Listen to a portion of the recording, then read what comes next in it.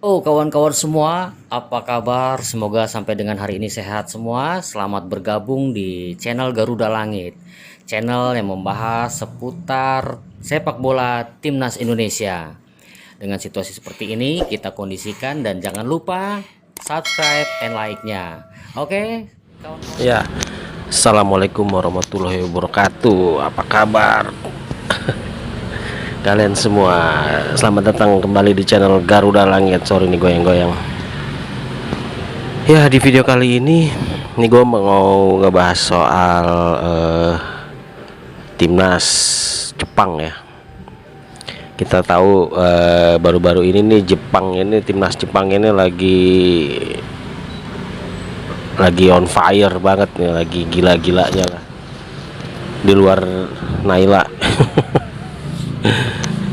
Kita tahu ya, bahkan bisa membantai Jerman 4-1. Wah, gila. Ini gue melakukan studi kecil-kecilan ya. Wah, studi kecil-kecilan. Ya, maksudnya sedikit studi lah. Jadi gue pengen tahu kenapa sih kok timnas Jepang itu bisa segila itu, maksudnya bisa sengeri itu ya. Iya, iya, maksudnya kan gue bicara soal Jepang ini karena Jepang ini yang bakal jadi calon lawan timnas Indonesia di Piala Asia nanti ya. Jadi kita satu grup kan sama Jepang. Di situ ada Jepang, Indonesia, Irak dan Vietnam kan nanti di Piala Asia Senior nih tahun 2024 ya, di Qatar nanti. Makanya gue lagi pengen ngomongin Jepang ini karena satu grup nih sama timnas Indonesia. Gue bingung gitu, kenapa Jepang begitu bisa dikdaya gitu kan, baik di Asia maupun sekarang udah ke rancah dunia gitu.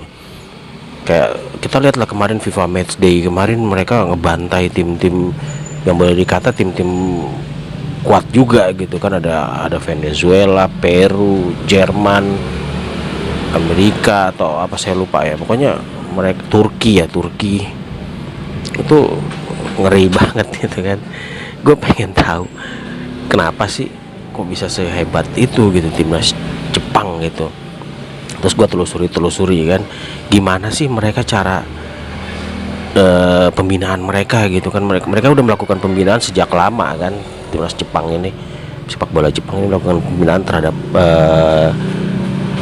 SSB mereka lah. Kalau di sini kan namanya SSB ya, kalau di Jepang nggak tahu apa, tapi mungkin akademi sepak bola gitu. Kayak gimana sih mereka latihannya gitu, kok bisa sehebat itu gitu kan ya, kok bisa sehebat itu gitu kan. Ternyata setelah gua telusuri, gua ngelihat mereka cara latihan mereka ya di SSB mereka gitu. Gue cuman pengen sebenarnya gue nggak pengen ngebanding-bandingin sama SSB kita, tapi kita lihat nih cara latihan mereka gitu. Pertama, mereka anak-anak di Jepang sana itu mereka udah diajarin change direction atau perubahan arah bola. Kita lihat tuh mereka melakukan change direction sejak awal gitu, sejak usia dini mereka udah diajarin ya, mereka udah dilatih change direction lah, kita tahu ya, untuk penguatan keeping ball tuh dari anak kecil. Lalu jadi mereka tuh karena apa? Karena fasilitasnya juga bagus gitu, maksudnya lapangannya juga rata, lapangannya standar tuh. Lihat mereka bener-bener terlatih ya. Jepang itu karena dari kecil tuh sudah terlatih gitu kan, sudah terlatih. Orang yang sudah terlatih itu pasti gila itu. Jadi dari sini kita bisa lihat gitu, mereka dari kecil mereka sudah benar-benar dilatih untuk melakukan change direction gitu dengan bola. Atau change direction itu kayak perubahan aliran ya, jadi perubahan aliran bola dengan cepat gitu. Mereka udah dilatih seperti itu. Kalian bisa lihatlah mereka dengan bola itu udah dilatih untuk perubahan aliran bola gitu kan, dengan cepat gitu, baik dengan sendiri maupun bersama-sama. Ada pressing gitu, ada tekanan dari lawan tuh. Mereka juga sudah dilatih dengan kita bisa lihat nih agility-nya ya tuh, untuk change direction tuh mereka one to one gitu. Jadi agility-nya udah bener-bener diasah sejak dini gitu kalau di Jepang gitu ya. Tuh kalian bisa lihat lah agility-nya gila ya kan. Dari situ bisa kita lihat tuh, baik sendiri maupun dengan adanya pressing dari lawan gitu kan. Luar biasa lah ini SSB-nya Jepang ya. Makanya mereka benar-benar, terus mereka juga tuh dengan speed change direction, dengan kecepatan untuk merubah aliran bola lah.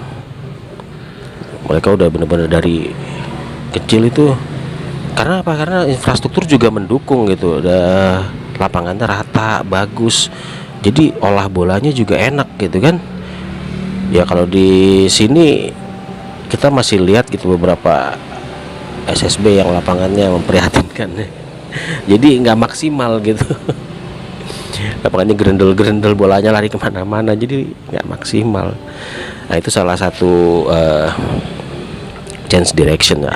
Ini saya studi kecil-kecilnya, mungkin menurut saya penting ya biar diketahui juga gitu. Mungkin ada juga yang udah tahu, pelatih di sana, cuman ya biar kamu tahu kenapa sih Jepang itu begitu hebat gitu kan. Tuh, mereka berlari dengan bola, dribble drill. Mereka udah berarti dribble drill perlahan. Tuh mereka awal dribble, mereka udah terlatih gitu. Lalu ada juga ibarat kata untuk keeping ball ya, ball kontrol lah ibarat kata, ball kontrol tuh. Mereka udah bener-bener dari sejak dini itu mereka udah ball kontrol, udah luar biasa gitu. Lihat itu ball kontrol. Jadi tuh, lalu mereka juga melakukan double change passing atau passing circuit ya, dengan one to one gitu. Makanya Jepang itu bener kan, timnasnya gila kan. Karena itu mereka udah dari kecil itu udah terlatih gitu. Lihat nih tuh. Dari kecil mereka udah benar-benar terlatih secara passing ya. Jadi akurasi passing itu bisa 80% ke atas lah. Teknik passingnya. Lalu ada juga sebentar nih. Tuh, ini passing sirkuit nih. Passing aktif ya. Jadi memberikan bola tuh. Kalian bisa lihat kan? Dari kecil loh mereka udah terlatih begini nih.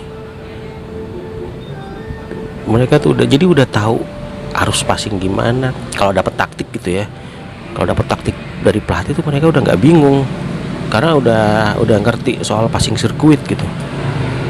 Lalu mereka juga belajar kecepatan ketika menggiring bola, dan juga kecepatan ketika man to man ya. Kalian bisa lihat nih, mereka belajar kecepatan menggiring bola, dan juga yang gantian tiba-tiba man to man untuk membayangi lawan.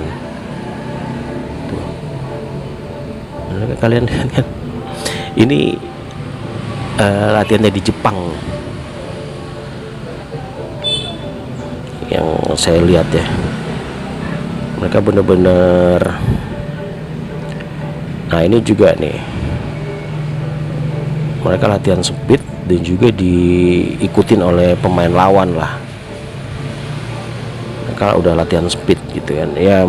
Kalau di sana kan apa, infrastrukturnya bagus ya, lapangannya rata, bolanya, aliran bolanya juga enak gitu. Mereka juga ada kombinasi ya.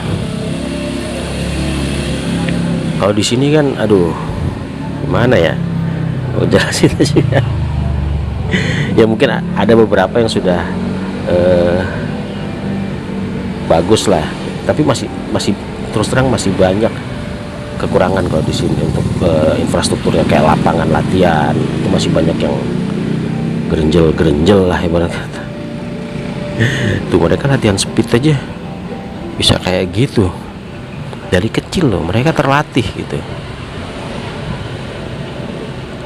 Tuh langsung change direction. Nih, tuh lihat mereka latihan speed, dibayangin. Dari kecil mereka sudah terlatih gitu untuk seperti ini. Gimana? Ini baru aja hal dari teknik ya, dari teknik passing. Nah ini baru hal dari teknik passing gitu. Belum kayak agility yang lain, kayak mental, fisik. Pasti mereka benar-benar. Mereka juga latihan step over ya. Step over tuh maksudnya tuh seperti itu. Tuh untuk memberi apa ya, kalau orang bilang tuh gocekan lah, teknik gunting. Ada double skisser, ada skisser kayak gitulah. Tuh. Jadi ketika mereka menghadapi lawan untuk man to man, jadi mereka udah bisa step over, double step over, ya kayak gitulah. Dari kecil tuh mereka udah bener-bener terlatih gitu. Ini saya melakukan sedikit riset kecil-kecilan lah.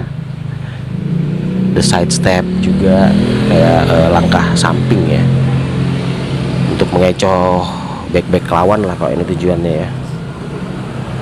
Kalian bisa lihat gitu. Mereka tuh latihan memutar. Jadi benar-benar makanya timnas Jepang sekarang ini gila kan, itu karena itu gitu. Mereka coba latihan juga full pressure gitu, step over dengan full pressure, change direction dikombinasikan gitu kan. Kalian bisa lihat lah, mereka melakukan kombinasi seperti itu tuh ya kan. Dari kecil itu mereka udah dilatih dari yang hal-hal tadi tuh, kayak change direction, step over, passing agility, passing direction, passing circuit. Jadi itu makanya saya mikir ya pantesan Jepang sepak bolanya maju. Mereka sejak kecil tuh sudah terlatih gitu, udah dilatih. Dan itu mereka konsisten ya. Mereka konsisten banget gitu dengan hal seperti itu gitu. Jadi bisa kita lihat lah. Ini saya coba lihat gitu ya di YouTube ya, SSB di Indonesia. Saya coba lihat SSB di Indonesia apakah sama sih seperti Jepang kayak begini latihannya. Ya mungkin ada samanya juga, ada ini, cuman terkendala kadang sama infrastruktur lapangan maksudnya ya kalian tahu sendirilah SSB di kita lah, atau keadaan lapangan yang begitu, lapangan kurang bagus ya, jadi bola tuh mantul-mantul, jadi nggak maksimal latihannya juga. Jadi terus juga ada juga yang anak-anak SSB-nya kurang, agility-nya tuh kurang gitu kan ya. Jadi hal-hal seperti itulah. Saya nggak mau banding-bandingin ya, cuman saya juga nggak mau nampilin lah yang SSB di Indonesia tuh kayak gimana latihannya kan, kurang pantas juga. Cuman saya cuma kasih tahu perbedaan itu besar sekali gitu. Dari cara berlatih dari kecil ya, ini baru hal teknikal ya, teknikal di lapangan gitu. Walaupun saya agak sok tahu nih kayak pelatih nih, tapi ini saya melakukan studi kecil-kecilan. Ya terserah deh itu pendapat kalian yang mau ngomong apa, cuman ya kenyataannya sekarang timnas Jepang lagi gila-gilanya gitu kan. Kalian bisa lihat itu calon lawan timnas Indonesia. Kenapa saya bahas timnas Jepang? Karena dia calon lawan kita nanti di Piala Asia. Untuk itulah bener kita butuh pemain abroad sama pemain naturalisasi yang berlatih di Eropa ya. Kita butuh itu untuk menghadapi Jepang. Kalau kita cuma ngandalin wassalam dah. Kita cuma ngandalin talenta saya tidak cukup, tapi perlu terlatih. Orang itu menjadi hebat bukan hanya bakat, tapi karena terlatih. Percaya kata saya, kalau terlatih dengan baik, saya yakin kita juga, apakah kita bisa timnas kita kayak gini? Bisa, pasti bisa. Cuman ya satu, faktornya infrastrukturnya bagus, dari kecil dibinanya tuh infrastruktur bagus, sama terlatih. Itu aja, terlatih secara teknik, secara mental, secara fisik. Saya bisa. Tapi ya alhamdulillah nih, Erick Thohir dan Sintayong dan jajarannya juga udah mulai melakukan, ada blueprint kan. Ya mudah-mudahan kedepannya timnas kita bisa jadi sepak bola kita lah, bukan timnas saja, tapi sepak bola kita juga bisa menjadi lebih baik. Ya mungkin itu saja ya, gambaran studi kecil-kecilan saya itu kan, kenapa timnas Jepang bisa hebat kan. Saya cari-cari tahu, oh ternyata mereka latihannya gini. Ya kalian bisa lihat deh kalau di SSB kita ya, faktornya lapangan ya kan, faktor infrastruktur. Bolanya mental-mental nggak jelas, jadi untuk melakukan kayak passing direction, passing jadi nggak maksimal, jadi agility jadi kurang gitu kan. Kecuali kalau kita lapangannya bagus, kita juga bisa lah melakukan seperti itu, metode-metode pelatihan seperti itu kan. Yang mudah, tapi sekarang ini sudah banyak juga sih akademi atau sepak bola yang lapangannya bagus gitu. Mudah-mudahan kedepannya bisa semakin banyak lagi, semakin bagus gitu. Ya mungkin itu saja ya. Sorry nih, saya cuman melakukan studi kecil-kecilan aja lah. Saya penasaran gitu kan, kok Jepangnya bisa hebat banget gitu. Ya karena mereka dari kecil terlatih ya. Bukan karena mereka jago, tapi karena terlatih jadi jago banget gitu kan. Oke, itu aja ya kawan-kawan semua. Terima kasih sudah mampir. Assalamualaikum warahmatullahi wabarakatuh. Dadah.